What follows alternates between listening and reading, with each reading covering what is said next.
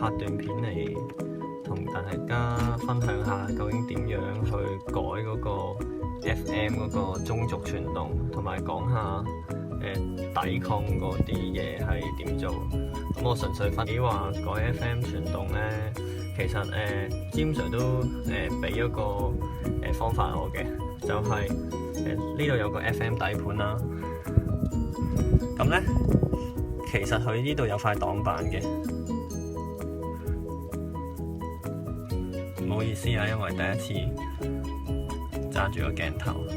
咁呢塊擋板喺邊度 cut 出嚟嘅呢？其實就係、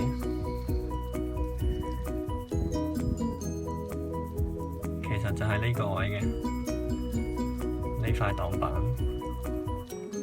咁究竟 cut 呢一塊擋板出嚟有咩用呢？我最主要呢，就係用嚟拍住喺呢啲碳纖上面。咁當我將呢塊擋板黐喺一塊碳纖上面，跟翻佢個形狀界翻呢個形狀出嚟，我係咪得到一塊同呢塊擋板一樣嘅 FRP？ 咁跟住呢塊 FRP 有咩用呢？佢最主要就係我哋之後喺中軸上邊會裝一粒520嘅 bearing。咁呢粒520嘅 bearing 呢，最主要就係防止中軸跳起嘅。你睇下我而家就算掹呢條中軸都係唔會跳起嘅。平時如果你乜都唔裝嘅話，你一揈，你條中軸一定會甩咗出嚟噶嘛。嗱，我攞另一架車試下，另一架車呢，呢架就只係改咗一邊中軸 bearing 嘅啫，另一邊呢係冇改嘅。咁有咩情況呢？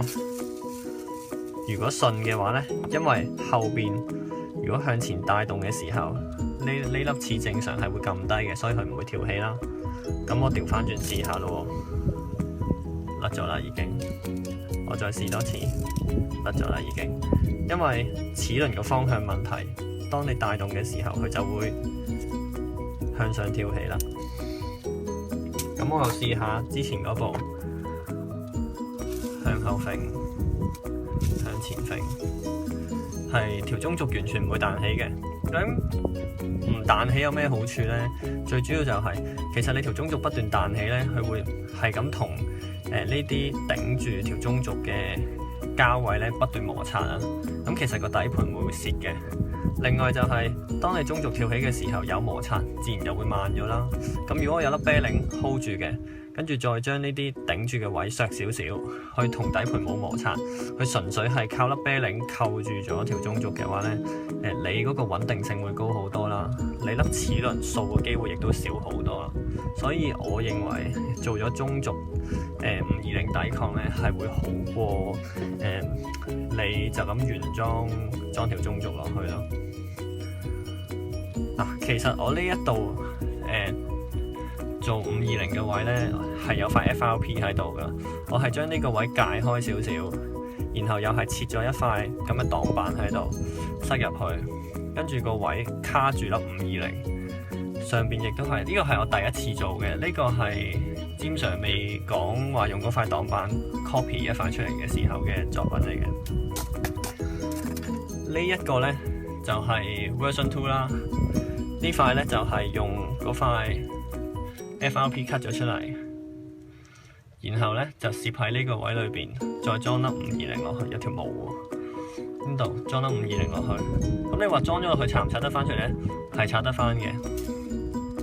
我呢個位呢，其實純粹係好似一個 plug 咁樣，可以掹翻出嚟嘅。要裝翻入去嘅時候，一撳入去就得噶啦。咁就裝翻入去噶啦。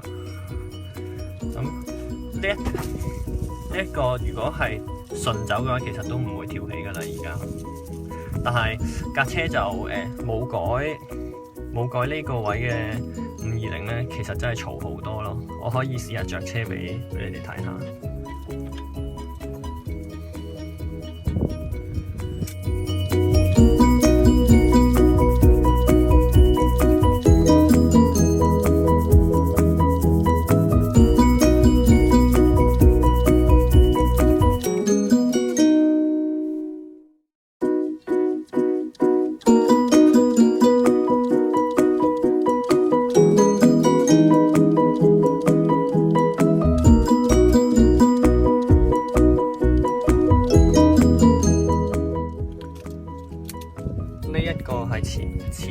改嘅中軸啤令嘅。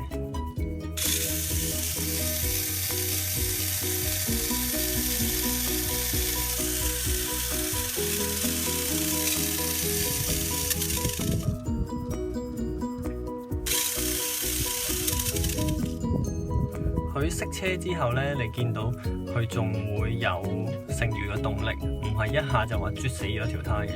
咁證明呢，佢嗰個流暢度係比較高嘅。我再試下將同一個摩打換落去另一架，只係改咗一粒520嘅中軸嗰度。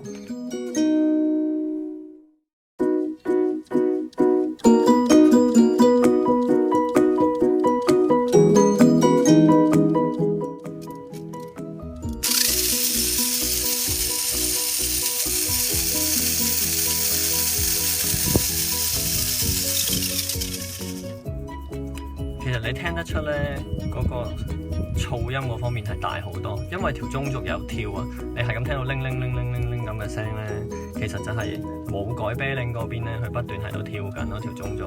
再聽多次，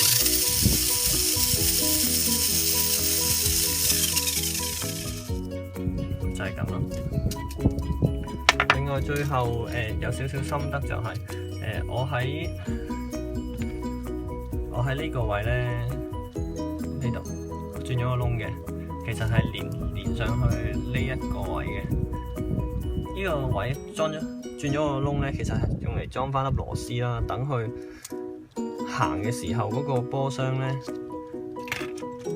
唔會彈翻起啊。因為你有時跳台咧，啲舊式底盤嘅波箱咧係好容易彈起嘅。我呢度咧界咗個位收翻粒六角嘅絲毛喺度，收翻粒螺絲落去咧，咁佢嗰個波箱就會穩陣好多咯。同埋當你呢度收翻實嗰個波箱嘅時候咧，你啲齒輪嗰個